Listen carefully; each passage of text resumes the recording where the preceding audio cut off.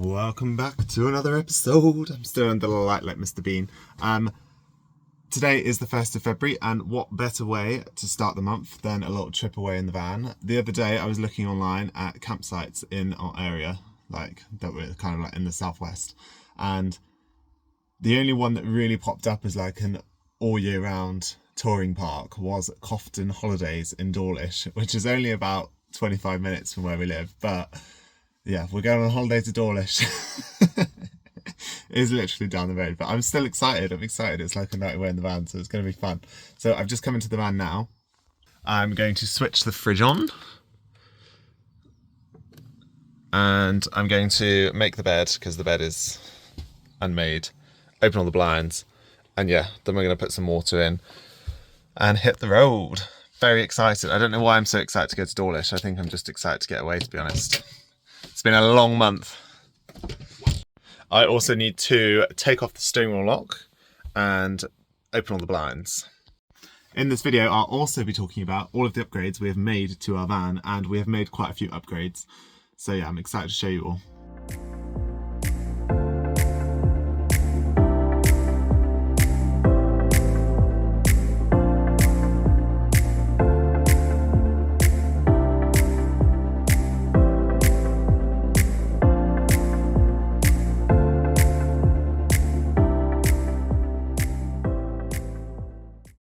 So this site does have a lot of facilities, and it's open all year round, which is quite strange for a campsite, for a touring park. So when I looked online, there weren't many that were open all year round, and this one was only 25 minutes away. So I thought, do you know what? Let's have a night away in the van. There's quite a few things here. So there's a swimming pool, a gym. There's also a bar and a restaurant. And in the summer, there's an outdoor pool. So there's a dog walking field, there's fishing lakes. So yeah, there's a lot to do here, but I don't think we'll be doing any of it, to be honest. I might go swimming, but everything's extra. So we paid £20 for the pitch, and that's a hard standing pitch. You have to pay extra for electricity, which we don't need. I think swimming's like £4, £4 each. So right now, these pitches that I'm walking on are all seasonal grass pitches, and you can only stay on a hard standing pitch, which is £20 a night.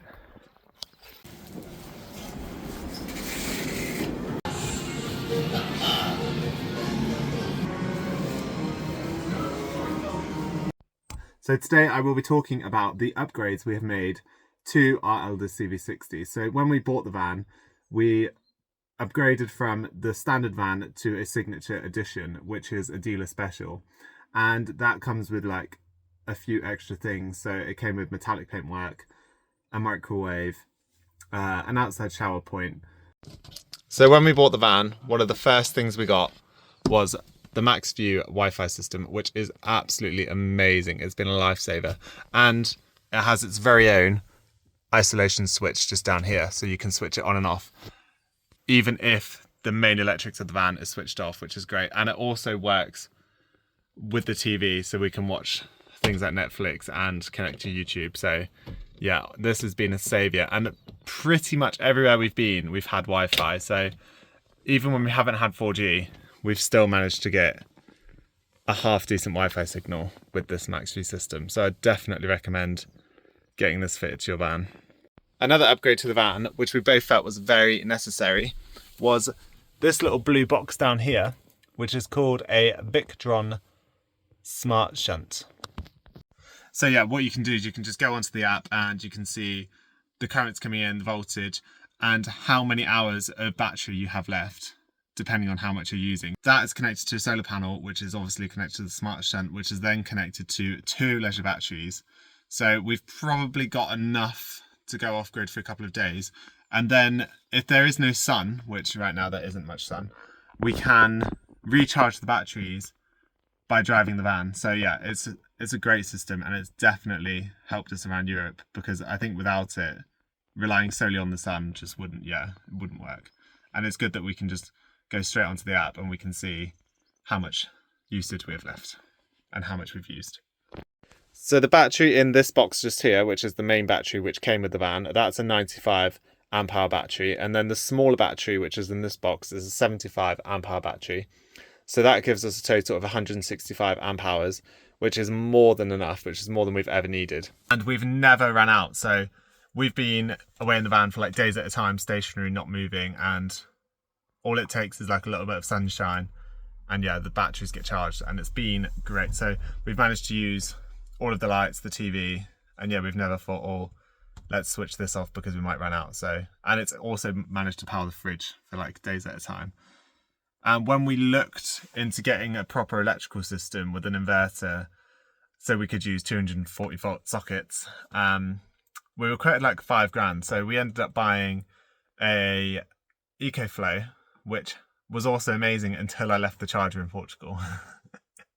But we will be buying a new charger, and yeah, so that's handy for just like charging laptops and using the hairdryer and using the microwave when we're off grid. So yeah, we can use the EcoFlow to use the microwave because obviously the microwave isn't 12 volts. So another internal upgrade we've got is this safety feature here. So it's these two brackets that are connected to the door, and it's got this pin. And then when you try and open the door, that's as far as it goes.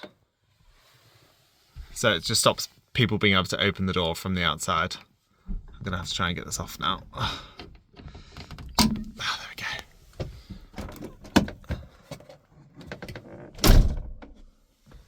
So yeah, that's been great. And then it's just got a little holder here for when you're not using it.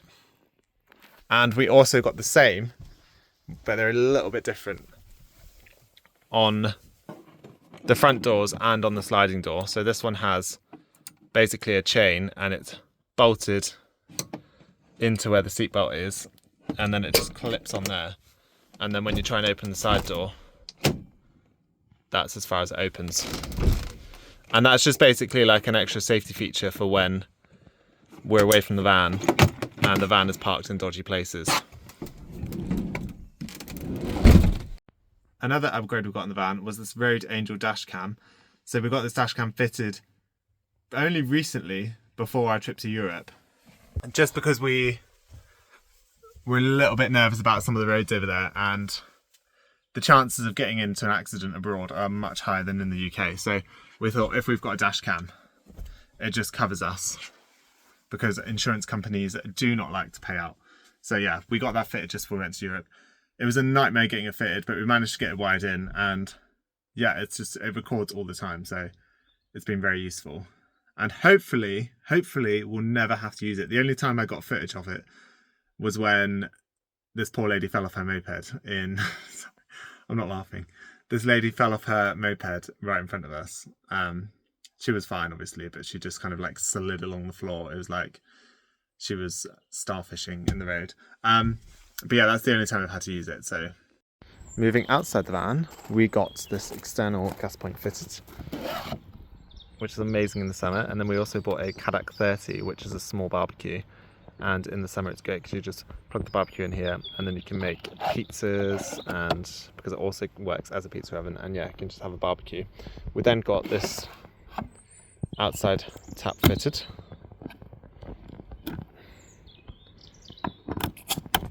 But unfortunately, it only is cold. So it doesn't bring hot water out from inside the van. It's literally just cold water.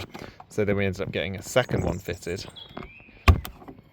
that has a temperature gauge, so you can plug it in and adjust it, and then it can give you hot water, because there are times, I mean, you don't need hot water outside the van, but yeah, there are times when it's freezing outside and you just want like a quick hot shower. So only about 2 weeks after buying the van, we took it to Exmoor National Park and we went to a campsite, and it was, I wouldn't say it was that muddy, but it was a little bit muddy, and we got stuck. So I think it was about 2 weeks after we replaced the tyres for Michelin Cross Climates. Now, we had these on our old van and they were close to £1,000 for 4, but they were worth their weight in gold. So they have this kind of like outside ribbing, and yeah, they're just great for mud. And obviously a lot of campsites, like you're parking on grass pitches, so these tyres have not got us stuck yet. They've managed to get us out of like most sticky situations. Obviously this van is not four-wheel drive, so I'm not saying like get Michelin Cross Climates and go off-roading, but they do make a lot of difference, because the tyres that the van came with were not great at all. Another upgrade we made to the van, and this was when we bought the van, and the dealer fitted it for us, was the bike rack, the ladder, and we also have a roof rack with a roller. So the standard colour was silver, but we just thought, obviously everything else on the outside of the van being black, that we'd pay a little bit extra and get black. On the ladder we have these Malenko kind of like mud things that you put underneath the tyre when you're parked on a muddy pitch, and it just stops the van from sinking. And then the roof rack is up there, and the roof rack has a roller, and then it has 4 bars across. It's actually started peeling, you can see on the corner, so that's not great, but yeah, the roof rack's great in the summer for just throwing surfboards on, paddle boards, and not having to put everything in the van, because there isn't much storage for things like surfboards or paddle boards. And the final upgrade, which is by far my favourite. So we have these fitted in the laser factory in Essex. So these lights are designed and made in the UK, and they're mostly used on like rally cars. But the main beams on our van, because these lights aren't LEDs, the standard ones, weren't very bright. So we got these fitted. So yeah, I think it makes a lot of difference, especially in the winter driving around in the van. And then we also got this black front splitter fitted on the van, which kind of just like makes it look finished, whereas before it kind of just sloped underneath. So yeah, I think that's a great upgrade, and the lights definitely make a lot of difference. So they work with the main beam switch, so as soon as you switch the main beams on, the lights come on, and it lights up a lot. And the final thing that I want to talk about that isn't an upgrade are these. So these are reflective mirror strips that I actually make myself, and I have a website, and they're on eBay, so please go ahead and buy some. And they basically reflect off any oncoming traffic, and they prevent your mirrors from being smashed off. And it now comes with this little circle thing, so you get like a little inner circle and then the outside strip, and it basically just helps oncoming traffic to see your mirrors, because a new mirror, when one is smashed off, is about £250, so definitely makes a big difference. And another thing it helps with, which I never even considered, is when you're on a campsite and you can't find your van, you just shine your torch and then these little things just light back up at you. So yeah, they're definitely worth buying. And I'm not just saying that because I make them, they're definitely worth buying because yeah, they prevent your mirrors from getting smashed, and they help you to be able to find your van at night. I'll try and put the link in. If not, I'll just type the website in and then you can find them. At the moment, I only have E4Vs for this shape mirror, so only the Fiat, the Peugeot and the Citroen from 2006 onwards.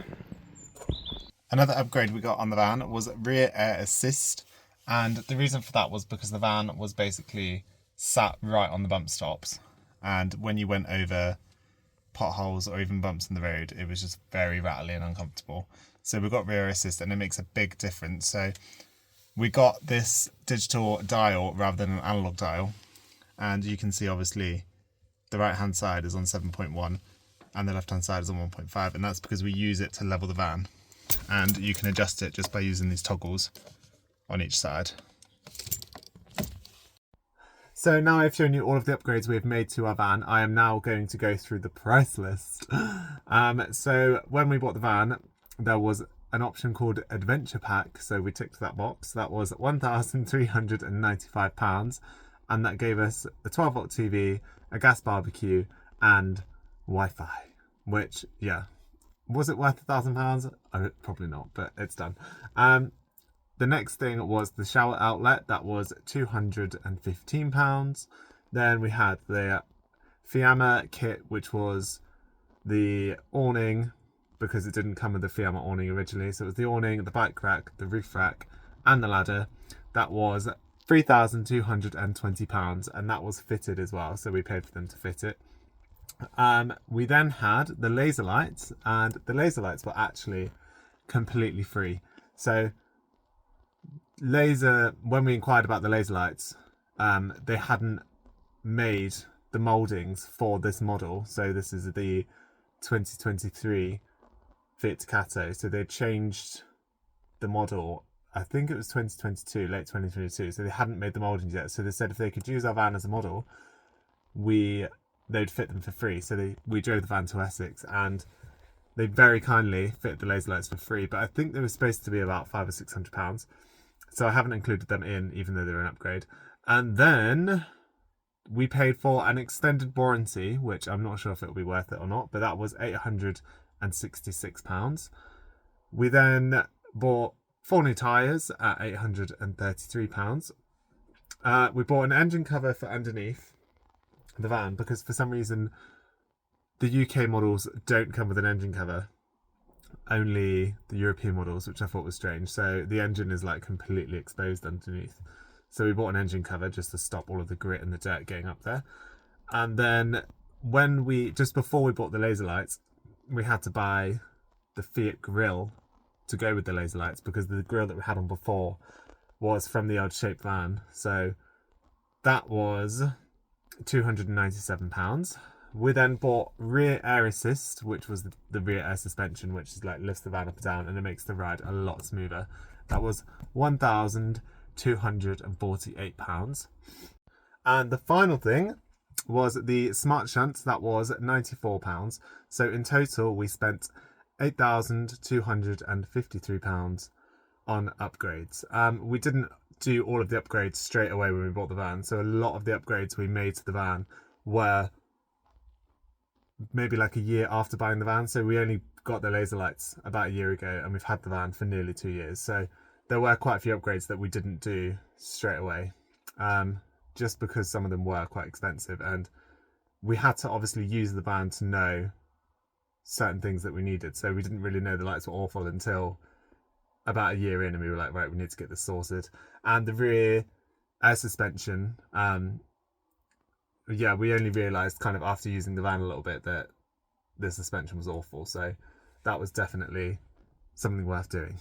So I think I've covered everything. If anyone has any questions about any of our upgrades, please let me know because I'd be more than happy to help where I can. So I'm just on my way back to the clubhouse. I was going to fly the drone, but I don't want to get us kicked off the site because I want to go swimming. It doesn't say no drone, so I might ask, but yeah, I'm just on my way back. Hey. Oh, Buddy's not too sure.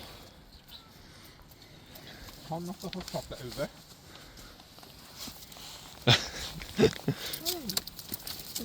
Nice. Look, you want to say hello? Look. Hey. This was $250.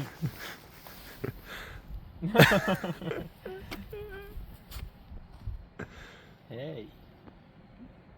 Wonder what its name is. Ah? Oh, did it bite you? You got a cob on. I know what happens if my bone sits too loud.